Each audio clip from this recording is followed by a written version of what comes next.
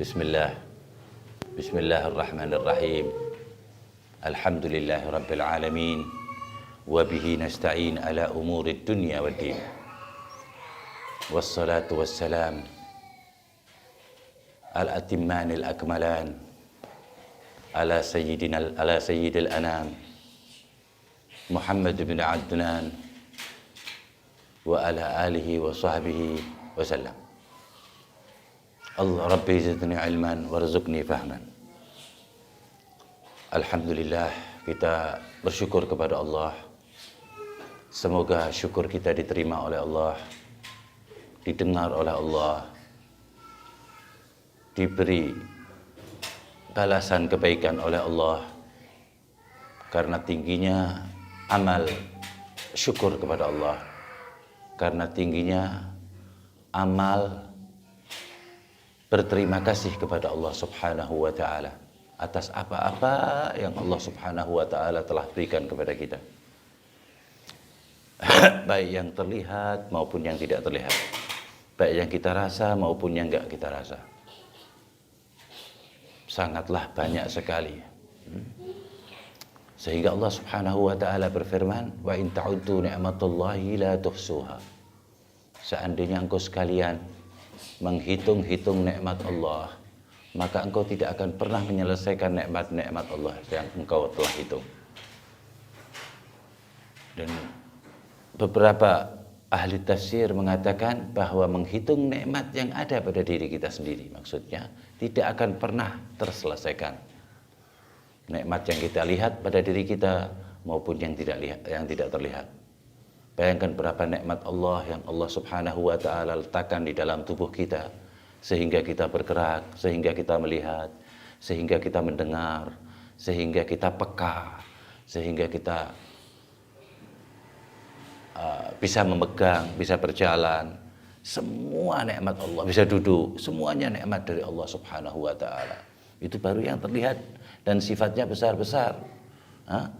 Apalagi nikmat-nikmat yang tidak bisa kita sebutkan semuanya, saking banyaknya nikmat-nikmat yang ada di dalam tubuh kita, dari mulai organ tubuh yang ada di dalam, ya, yang terlihat lewat mikroskop atau yang enggak terlihat, banyak sekali.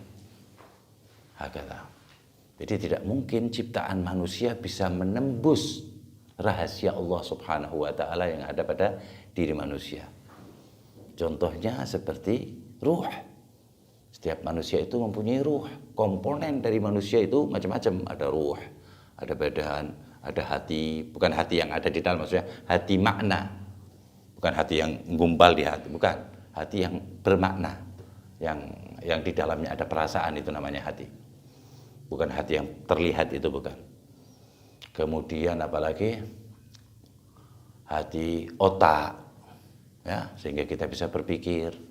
Nanti bayangin satu kalau diambil aja sama Allah Ta'ala, apalagi ruh selesai mati. Itu tidak bisa ditembus oleh ilmu manusia sampai sekarang. Udah nas Al-Quran ila yaumil qiyamah. Gak akan orang pernah tahu tentang ruh Allah, tentang ruh yang ada pada semua makhluk Allah, khususnya manusia. Teliti, dilihat oleh para orang-orang yang dikatakan pandai, orang-orang yang dikatakan teliti, sehingga menimbulkan penelitian karena teliti-teliti itu, tapi tetap tidak akan pernah bisa, sebab berlawanan dengan Nasul Quran, berlawanan dengan kalam Allah Subhanahu wa ta'ala. Hakata. Di dalam Al-Quran dikatakan tentang ruh, yas'alunaka 'anir ruh qulir ruh min amri rabbi. Mereka para orang-orang kafir menanyakan ruh kepada Nabi Muhammad sallallahu alaihi wasallam. Bagaimana itu ruh?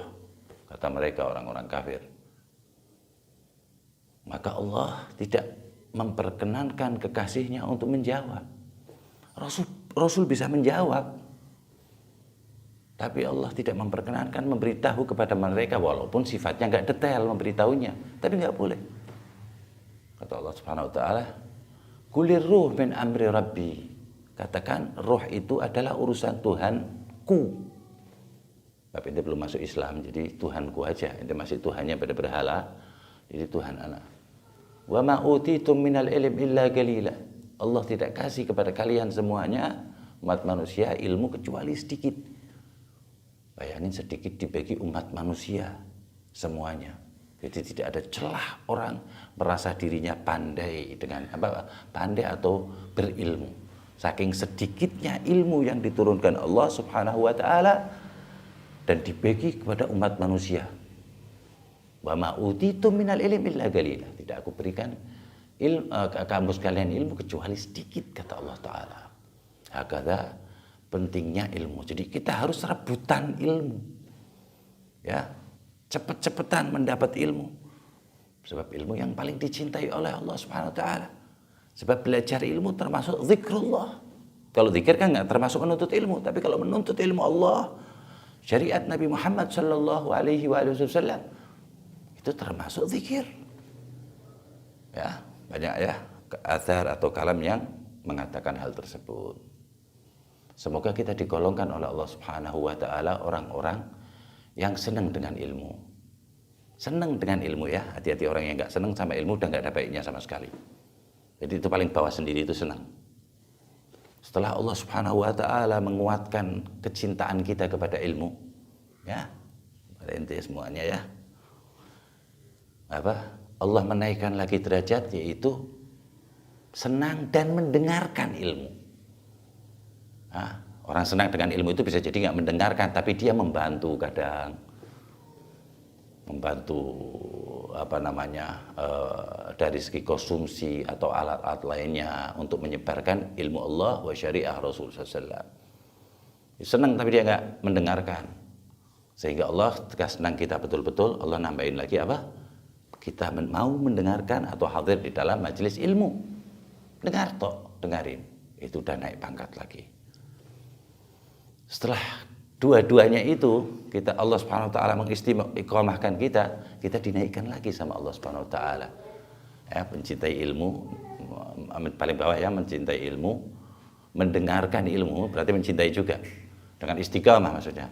Baru setelah itu baru naik pangkat menuntut ilmu. Jadi enggak sekedar mencintai ilmu dan mendengar, akan tetapi menulis, mengulang-ulang, menghafal. Semua yang dia telah dengar, dia hafalkan. Udah itu aja cukup, nggak usah sampai muta'alim nanti.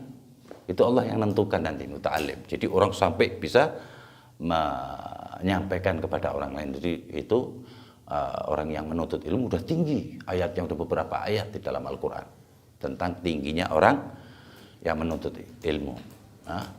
Dan di dalam hadis dikatakan man yuridillah bihi khairan yufaqihu fiddin. Siapa orangnya yang dikehendakin bakal baik orang itu, selamat orang itu dunia akhirat, bakal masuk surga. Orang itu disenengin dengan ilmu, dijadikan ahli ilmu fikih, maksudnya ilmu agama di sini ya, fikih di sini maksudnya agama. Tahu masalah hal-hal agama, senang dengan orang-orang yang berilmu agama kuat dan lain sebagainya. Nah, paling tinggi muta'alim. Nah, tiga-tiganya udah ditembus itu ya, muhabbah, mencintai ilmu, mendengarkan, sampai menuntut ilmu ya. Di ayat lain dikatakan yarfa'illahu alladziina aamanu walladziina utul ilma darajat. Allah mengangkat derajatnya orang-orang yang beriman tanpa berhenti. Yarfa'illah terus Allah angkat. Tapi kalau sama orang yang berilmu, cepat orang yang berilmu. Beriman dan menuntut ilmu cepat. Orang-orang yang beriman tidak menuntut ilmu, ya dia beribadah tapi tidak mensignifikankan untuk menuntut ilmu.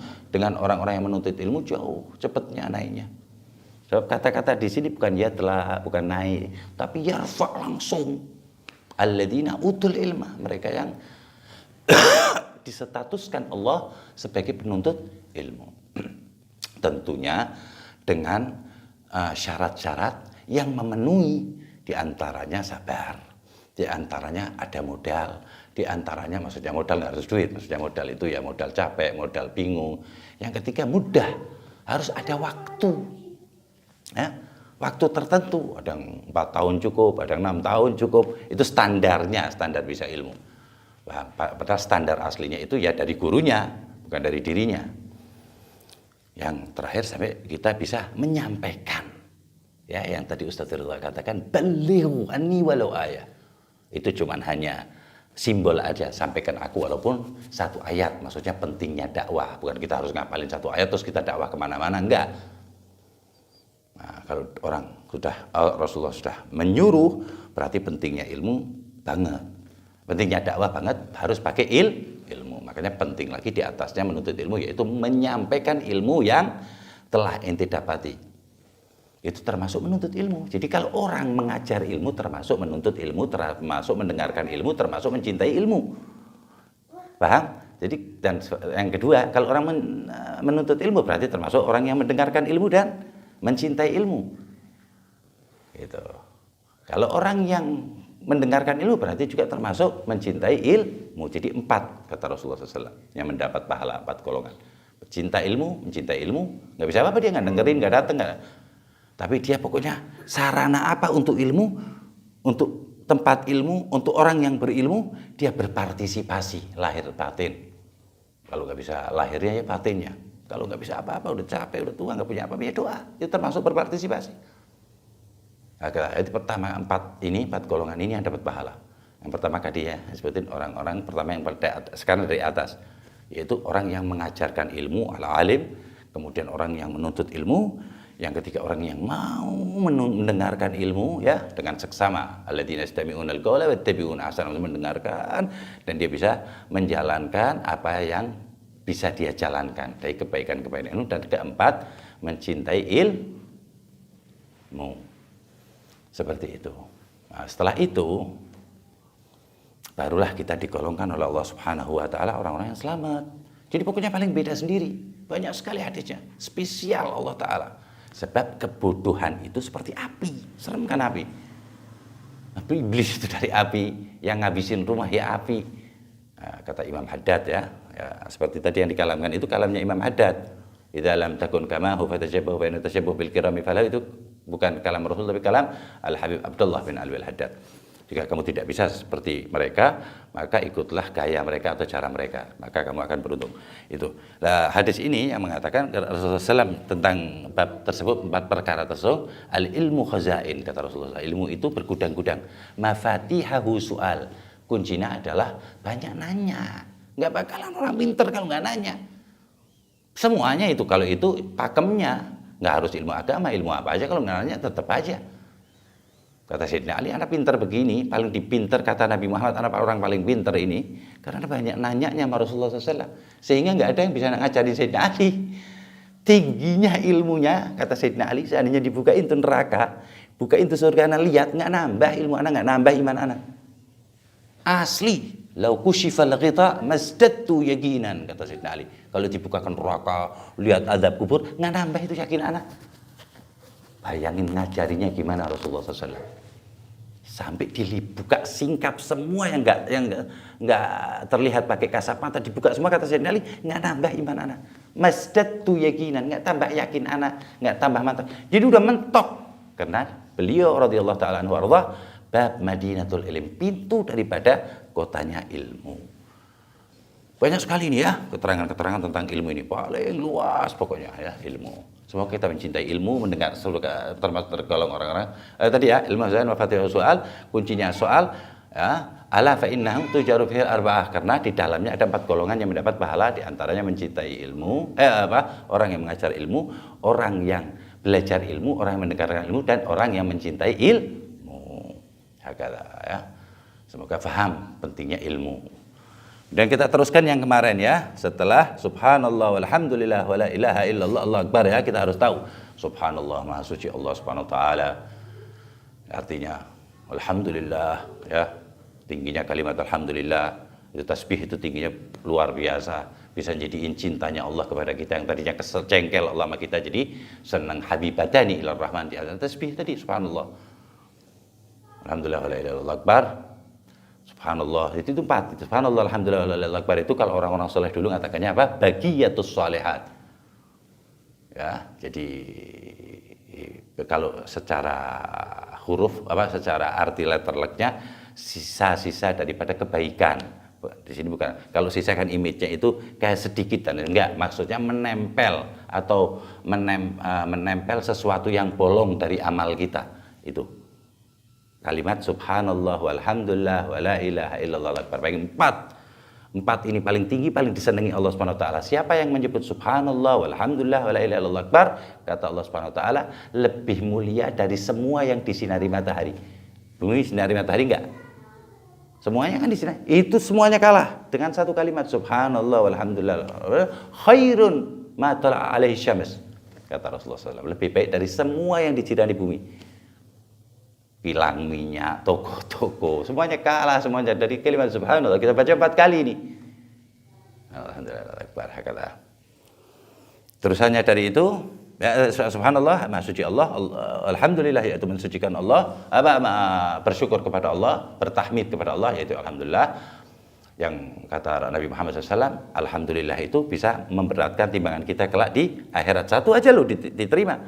Kalau banyak ribuan kan bisa nyelamatin kita. Kalau dosa mah gak ketaker, kita harus gitu aja dah. Satu alhamdulillah diterima, bisa memberatkan timbangan kita atau pahalanya besar sekali. Alhamdulillah, wala ilaha illallah. Oh, la ilaha illallah udah gak ada yang menang. Udah paling tinggi itu. Orang kafir jadi Islam, la ilaha illallah. Orang masuk surga, la ilaha illallah. Itu paling tinggi, kalimat paling tinggi, la ilaha illallah. Gak ada yang bisa menafsirkan secara sempurna kecuali sahibah, yaitu Allah Jalla fi'ula yang tahu kalimat aslinya. Kalau artinya cuma tiada Tuhan selain Allah. Tapi tafsirnya luas. Duduk sama orang alim 10 gitu, beda caranya, beda semua, yang kagak selesai itu kalimat la ilaha illallah. Baru Allahu Akbar. Allah Maha Besar, udah jelas, bayi kita diadzanin. Tiap manggil salat kan pertama kali manggil salat Allahu Akbar, enggak la ilaha illallah. Padahal kan murid tahu pentingnya kalimat Allahu Akbar. Maksudnya Allah Maha Besar itu harus tertanam di hati kita, semuanya itu kecil. Kalau udah Allah Akbar berarti yang selain Allah kecil. Yang besar jadi besarin sama Allah Ta'ala, ada temponya sebentar doang dan lain sebagainya. Terus alhamdulillah akbar, ya latifan bi khalqi ya alim, man bi khalqi ya khabir, ram bi khalqi ultuf bina ya latif ya alim ya khabir. Ya latif fan bi khalqi ya alim, ya latif fan bi khalqi. Maha lembut Allah Subhanahu wa taala, kita minta sama Allah Subhanahu wa taala. Ya Allah yang maha lembut, ya latifan lam yazal, jangan engkau turunkan ya Allah sesuatunya. Ultuf bina fima nazal, dan melasi ana ya Allah, sayangin ana ya Allah, lembutlah kepada kami ya Allah.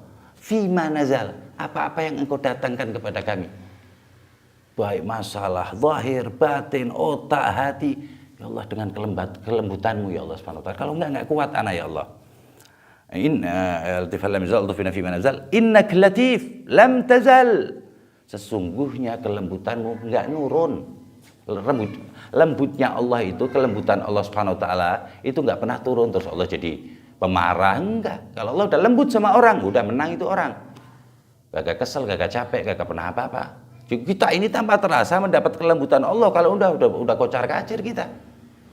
Sholat kagak beres, ini kagak beres, udah karena kelembutan Allah Ta'ala. Allah masih mencari kebaikan kita, la ilaha illallah kita. Wah ini masih ucap la ilaha illallah, ini masih senang ta'lim. Lah kalau hitung-hitungan boros kita. Satu mata timbangannya seperti ibadah nggak berhenti 500 tahun, bayangin.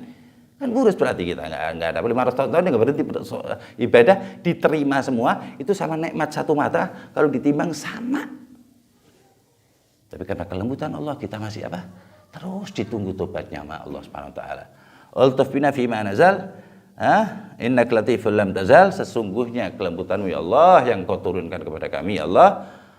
Ultuf bina wal muslimin, ya Allah lembutkanlah kepada kami ya Allah, ya, dan semua orang-orang yang beriman atau orang-orang Islam. Kita baca 3 kali ya kata. Ya ulangi ya. Ya latifal lam yazal, ya Allah yang maha lembut. Ya, tidak ada yang lebih lembut dari Allah Subhanahu wa taala. Dikurangin aja ini sedikit ini, apa namanya? Rambut yang ada di apa? Hidung aburs kita. Basah semua di dalam. Diselepin dikit mata habis karena kelembutan Allah ditoto terus. Fatras samawati. Dicek sama Allah Subhanahu wa taala terus.